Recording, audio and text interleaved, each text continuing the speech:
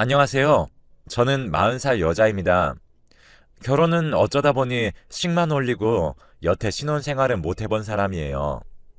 저는 교직 생활에 몸을 담고 있는 사람이다 보니 대학교를 다닐 때부터 졸업하고 나서까지도 임용 준비로 공부밖에 몰랐던 사람입니다. 제 입으로 말하기는 쑥스럽지만 그래도 나름 키도 크고 늘씬한 편이어서 항상 인기가 많은 편이었죠. 하지만 저에겐 임용이 제일 먼저라는 생각이 들어 쉽게 연애를 하진 않았어요. 그렇게 계속 3수째 접어들었을 무렵 조금 지치기 시작하더라고요. 주변에서는 그래도 여자는 남자만 잘 만나면 기간제하며 지내도 괜찮다는 말을 종종 들었고, 또 그렇게 살고 있으신 분도 꽤나 봤지만 저는 자존심이 있어서 절대 그렇게 살지 않겠다고 다짐했습니다. 그렇게 5수째 접어들 무렵 부모님은 저에게 이제 더 이상은 못 기다리겠다며, 그럴 거면 차라리 시집이나 가라, 더 이상 뒷바라지 하기도 힘들다며 모진 말들을 하기 시작하셨어요. 저희 부모님은 본인들의 명예나 사회적 지위를 중요하게 생각하시는 것만큼 주변 사람들 시선에 굉장히 신경을 많이 쓰는 편이셨어요. 저는 그렇게 6년째 되던 해에 결국 임용을 포기했습니다. 조금 늦은 29살이라는 나이에 첫 사회생활을 시작했어요. 보통 2년 정도 최선을 다하다가 안 되면 기간제를 빨리 하는 편이다 보니 저는 나이만 먹었지 아무것도 알지 못하는 상태였죠. 그날도 일에 허덕이고 있을 때 우연히 국어교사 선생님과 마주쳤습니다. 첫눈에 반하게 돼버린 거죠. 정말 잘생기시고 키도 훤칠해서 어딜 가나 눈에 띌 만한 분이셨습니다. 저는 콩닥거리는 마음을 숨기며 안녕하세요 라고 인사를 했더니 그 국어교사 선생님께서는 어, 이번에 새로 들어오셨나 봐요. 저는 여기 학교에서 3년째 일하고 있는 장승규라고 합니다. 라며 자신을 소개했어요. 그렇게 저도 제 소개를 마치고 연락처가 너무 궁금하더라고요.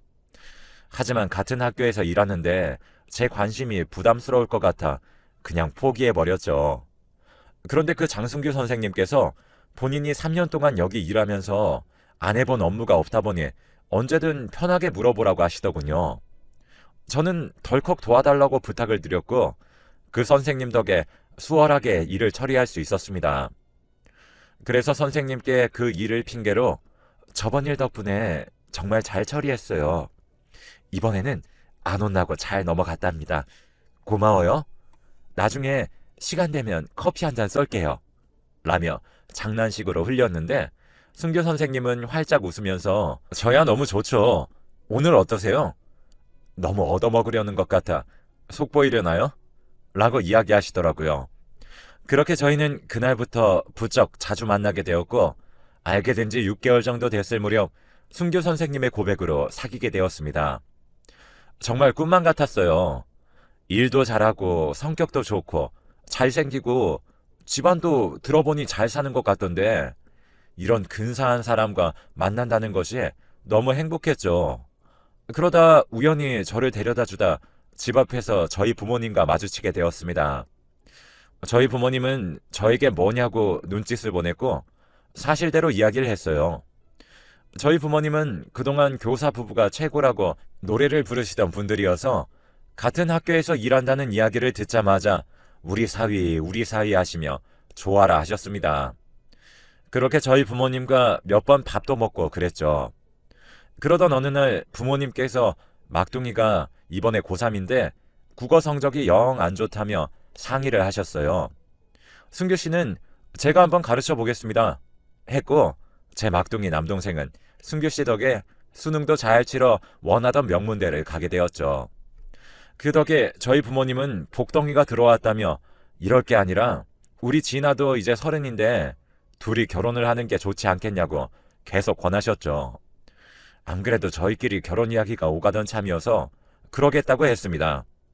그렇게 상견례를 앞두고 있을 즈음부터 남자친구는 저에게 혹시 내가 갑자기 직업을 잃게 되거나 이러면 어떨 것 같아? 라고 물어보더라고요. 승규 씨는 아직 기간제 교사이긴 하지만 교장, 교감 선생님이 워낙 밀어주고 있는 분이라 내년이나 내후년쯤엔 꼭 정교사를 주겠다고 약속했다고 들어서 저는 승규 씨에게 교장 교감 선생님이 그렇게 약속까지 하셨는데 그럴 리가 있겠어요? 만약에 그렇다면 다른 학교로 옮기면 되죠. 라며 다독였습니다. 그러니 승규 씨는 멋쩍게 웃으며 그래요. 무슨 걱정이겠어요. 내가 어떻게든 진아 씨 걱정하지 않게 열심히 일해서 꼭 정교사가 될게요. 라며 파이팅 넘치게 대답을 했죠. 그렇게 상견례가 지나고 양가 부모님들 모두 이렇게 순탄해도 되나 싶을 정도로 사이도 좋으셨고 정말 단 한 번도 안 싸우며 결혼식 날이 코앞으로 다가왔어요. 그렇게 결혼식 날이 점점 가까워질수록 승규 씨 얼굴은 점점 어두워졌습니다. 걱정된 저는 왜 그래요, 승규 씨? 무슨 일이 있다면 저에게 말해줬으면 좋겠어요. 요즘 학교에 무슨 일 있는 거예요? 라고 물었어요. 저는 그 당시 1년 계약직이어서 그 학교는 더 이상 다니고 있지 않았기 때문에 그 뒤에 승규 씨에게 무슨 일이 일어나고 있는지 알 수가 없었죠. 승규 씨는 힘없이 웃으며 나에게 무슨 일이 있겠어요. 그냥 메리지 블루 그런 건가 봐요. 괜히 걱정들이 많아지네요. 라며 이야기를 힘없이 끝마쳤습니다. 그러면서 한숨을 한번 크게 몰아쉬더니 혹시 진아 씨, 우리 결혼 딱 1년만 미루는 건 안 되겠죠? 이제 일주일도 안 남았는데 안 되겠죠? 라며 땅을 보며 묻더군요. 저는 그 말을 듣고 승규 씨에게 저희 부모님 얘기해서 아시잖아요. 저도 그렇게 말만 해버리면 너무 곤란하고 당황스러워요. 요즘 학교 일이 많이 힘들어서 그래요? 라고 물으니 승규 씨는 한 번 더 고민을 하고 나서 한참 후에 만약에 내가 정교사가 안 되면 진아 씨 부모님이 어떤 반응이실까요? 하며 초점 없는 눈으로 저를 바라보았습니다. 저는 순간 정교사에게 미끄러진 건가 생각이 들었어요. 승규 씨, 정말 무슨 일 있는 거 맞죠? 저희 부모님은 아무래도 승규 씨가 안정적인 직장이 있다고 생각하고 계셔서 특히 교사 부부를 원했기 때문에 만약 안 된다면 무슨 수를 써서라도 꼭 되는 게 저희가 편하게 지낼 수 있을 거예요. 혹시 잘 안 되고 있는 건가요?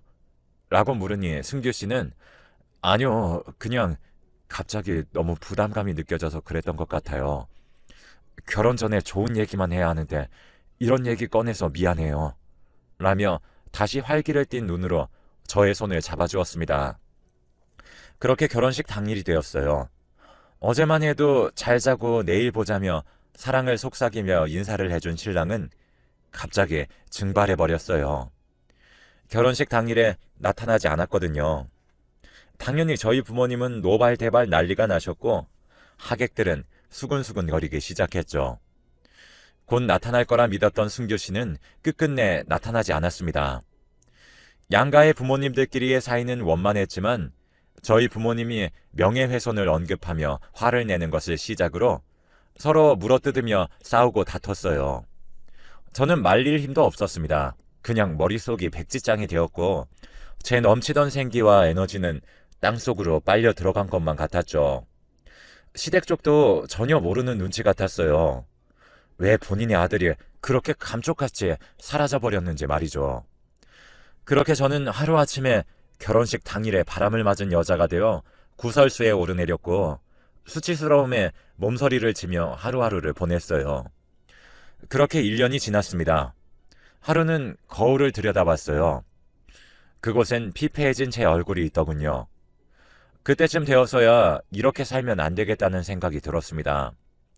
정신이 차려지더군요. 그러기 위해선 제가 살고 있던 이 지역을 떠나야만 했습니다. 아무도 모르는 곳으로 가고 싶었죠. 그래서 부모님께는 조금 더 쉬고 싶다고 제주도로 가서 1년 정도만 쉬고 오겠다고 했어요. 아무래도 커다란 상처를 입은 딸의 말이라 그런지 엄하셨던 부모님도 별말 없이 보내주더군요. 그래서 계속 피폐한 제가 거슬리셨던 건지 비행기가 떠나던 날 공항에 배웅을 나오셔서는 제 뒤통수에 대고 넌 언제까지 그렇게 한심하게 살 거니? 남자 교사들은 넘치고도 넘친다. 엄마가 잘 알아둘 테니 1년만 쉬고 와서 선 봐서 결혼해. 라며 쏘아붙였어요. 저는 대답도 하지 않고 비행기를 타러 갔습니다. 제주도에서 하루하루 정신도 마음도 몸도 회복시키는 데에만 전념했어요. 1년으로는 모자라서 1년 더 머물었네요. 그동안 카페 투어도 다니고 맛집도 여기저기 다녔죠. 그랬더니 제 나이가 33살이나 되어 있더군요. 일도 너무 오래 쉬어 아무데도 저를 써주지 않았습니다. 전 그래서 제주도에서 조그마한 상가를 얻어 음식점을 차렸어요. 그렇게 또 3년 정도 열심히 일하다 보니 제주도에서 당연히 들러야 하는 맛집이 되었고 핫플레이스가 되어 인스타에서도 페이스북에서도 크게 홍보가 된 성공 사례가 되어 있었죠. 이제는 꽤나 손님들이 많이 찾아 가게도 애월 쪽에 크게 차릴 수 있게 되었고 매출도 그 전보다 2~3배는 더 잘 벌게 되었어요. 그렇게 또 4년 정도 흘러 어느덧 40살이 되었습니다. 부모님께서는 3년 전까지는 결혼하라고 매일같이 전화해서 화를 내시더니 이제는 지쳤는지 남자 좀 만나라 이러고 마시더라고요. 그날도 어김없이 오픈 준비를 하고 있었습니다. 보통 오픈하자마자 찾는 손님들은 별로 없어서 여유롭게 오픈을 준비하고 있었죠. 그때 한 남자가 들어서더니 절 보고 그 자리에 우뚝 서서 절 한참이나 바라만 보고 있더라고요. 저도 인기척이 느껴져 고개를 돌려 인사를 하려던 찰나 주저앉아 버렸습니다. 바로 승규 씨였어요. 도망가려는 승규 씨를 붙잡아 있는 힘껏 주먹으로 어깨를 내려치며 울어버렸습니다. 승규 씨, 어떻게 나한테 어떻게 그럴 수가 있어요? 제가 어떻게 살아왔는지 아세요? 라며 그동안 다 잊고 훌훌 털어버렸다 생각했던 감정들이 쏟아져 나오기 시작했죠. 승규 씨도 절 보면서 그냥 없던 사람이라 생각하고 잘 살지. 왜 나 같은 사람 하나 못 잊고 아직도 이렇게 원망하고 살았어요. 하면서 눈물을 훔쳤습니다. 저는 그날 하루는 알바생에게 맡기고 제 집에 가서 이야기를 하자며 끌고 갔어요. 승규 씨는 몇 번이나 자기를 잊으라며 그냥 가버리려고 했지만 제가 워낙 완강했던 터라 집까지 끌려오게 되었죠. 저는 다시 힘겹게 입을 열었습니다. 승규 씨, 어떻게 그렇게 나한테 연락 한 번을 안 할 수가 있어요? 도대체 무슨 일이 있었던 거예요? 저한테 말이라도 했으면 좋았잖아요. 그냥 제가 싫어졌다고, 갑자기 결혼하기 싫어졌다고 그랬다면 양가 부모님도 저도 그런 꼴을 보지 않아도 되었을 텐데요? 라며 흐르는 눈물을 삼키며 꾸역꾸역 내뱉었어요. 승규 씨는 그런 절 보며 이제는 조금 말할 수 있을 것 같아요. 진아 씨가 왜 싫어요? 이렇게 예쁘고 착한 사람인데. 사실은 결혼을 약속하고 나서 교장 선생님께서 절 불렀어요. 사립학교였잖아요. 그 자리를 약속하려면 보통 학교 발전 기금이라는 걸 준다고 하더라고요. 저도 오랫동안 교사 생활을 해왔었기 때문에 당연히 그런 돈을 낸다는 건 알고 있었어요. 말을 잠깐 멈추고 승규 씨는 다시 말을 이어나갔습니다. 그런데 저는 5천만 원이면 될 거라고 생각했는데 교장 선생님은 5천 하며 비웃으시더군요. 요즘엔 1억부터 시작한다고. 안 그래도 국어 5년차 여자 선생님이 있으신데 그분은 선뜻 1억을 주겠다고 했는데 교장 선생님이 나를 워낙 아끼다 보니 먼저 알려주는 거라고 하시더라고요. 저는 그 이야기를 듣고는 입을 틀어 막았습니다. 승규 씨가 집을 구해야 했을 때 저희 부모님께서 넌지시 장서방, 우리 애는 넓은 집에서 살아서 30평대 아파트 정도는 해왔으면 좋겠어. 장서방은 정교사니까 대출도 잘 나올 거 아니야. 앞으로도 탄탄대로인데 조금 무리하면 어때? 그렇지? 라며 묻는 부모님 말에 승규 씨는 허허 웃어 보이며 그러겠다고 했습니다. 그래서 그때 저는 부모님께 엄마, 요즘 누가 그렇게 넓은 데부터 시작해. 집값이 너무 올라서 20평대면 신혼 꾸려 나가기에 충분해. 라고 했더니 엄마는 저를 흘겨보시다가 승규 씨를 다시 보며 애가 저렇게 수은에 빠졌어. 우리 사위는 여자복은 타고난 거 알지? 요새 교사 며느리면 여기저기서 다 데려가려고 눈독 들이는데 사실 그 정도 집이면 너무 싸게 먹힌 거 아니겠어? 안 그래? 장서방도 나중에 딸 낳아 키워봐. 이렇게 보내는 부모 없어. 라며 호호 웃으셨죠. 그래서 그때 승규 씨가 무리하게 끌어모아서 빚을 진 상태였고 그건 저도 알고 있었어요. 저는 승규 씨에게 그래서 어떻게 됐어요? 그때 집값 대출 받는다고 전부 다 끌어모았었잖아요. 설마 하며 승규 씨를 봤더니 승규 씨는 힘없이 웃어 보이면서 제가 어리석은 짓을 했어요. 사채빚을 져버렸죠. 그렇게 1억을 현금으로 주고 났더니 갑자기 말을 바꾸더라고요. 그 여자 선생님이 1억 5천을 주기로 했다고 말이죠. 그러면서 2억을 주면 정교사를 시켜주겠다고 하는 겁니다. 너무 어이가 없었죠. 일할 곳이 여기 말고 없겠냐 싶어 1억을 돌려달라고 했어요. 그랬더니 교장 선생님은 오히려 저를 우습다는 듯이 쳐다보며 학교 발전을 위해 이미 기부된 돈인데 줬다 뺏는 게 어딨냐고 하시더라고요. 한숨 크게 쉬던 승규 씨는 다시 말을 이어나갔습니다. 저는 교육청이든 어디든 찔러 넣겠다 했더니 커피를 홀짝 마시던 교장 선생님이 그 전보다 더 우습게 저를 쳐다보시면서 장 선생 정말 세상을 모르는구만. 현금 거래는 당연히 기록에도 남질 않지. 그리고 자네는 학교 발전 기금 명목으로 나에게 준 걸세. 그런데 갑자기 뇌물이라니. 자네가 조금 착각했나 보구만. 이만 나가보게 하며 저를 내쫓아 버리셨어요. 그러다가 저를 보며 또 힘없이 웃어 보이더니 그래서 갑자기 한순간에 빚더미에 나앉게 되었죠. 너무 큰일이라 이야기하기가 겁났어요. 당연히 진아 씨도 들으면 제가 싫어질 거라 생각했으니까요. 그래서 그러면 안 되는데 그냥 도망가 버렸어요. 그래도 전날까진 마음을 부여잡았죠.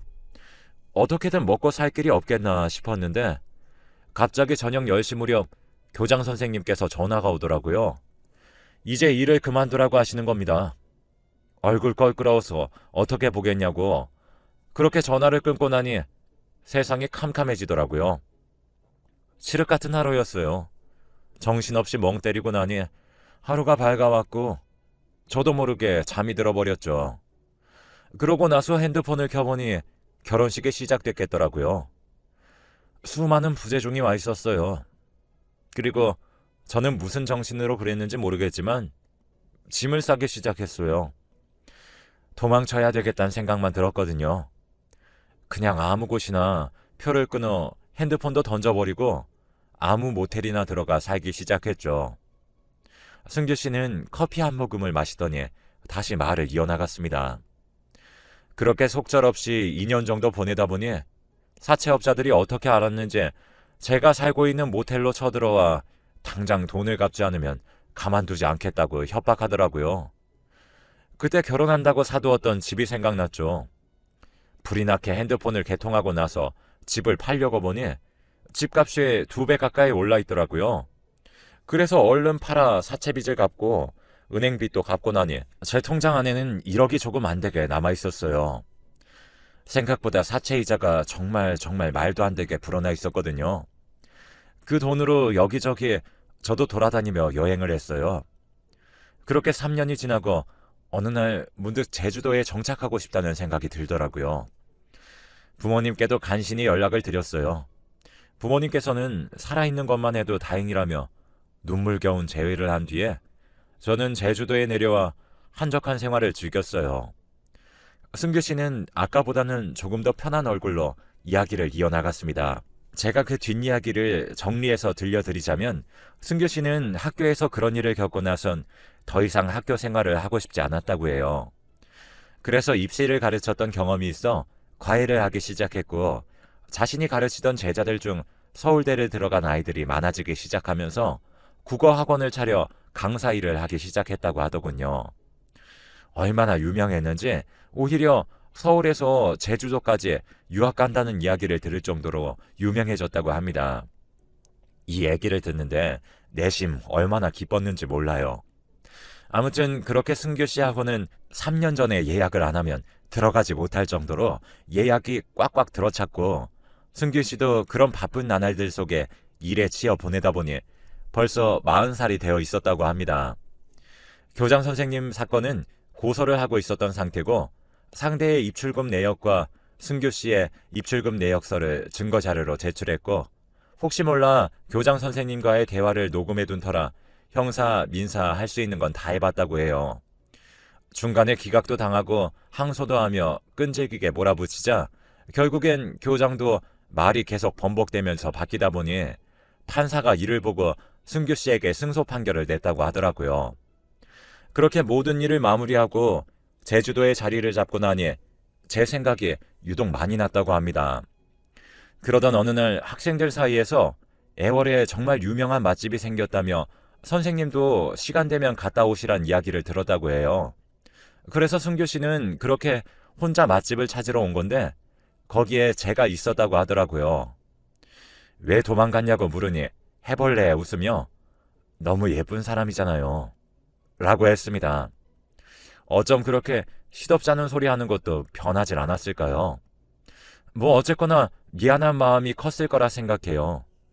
사연을 들어보니 말하기 겁이 났을 정도로 많은 일들이 있었기도 했고요. 어디서부터 말해야 하나 고민도 됐을 것 같아요. 우리는 그렇게 돌고 돌아 10년 만에 재회를 했고 지금은 드디어 신혼생활을 즐기고 있답니다.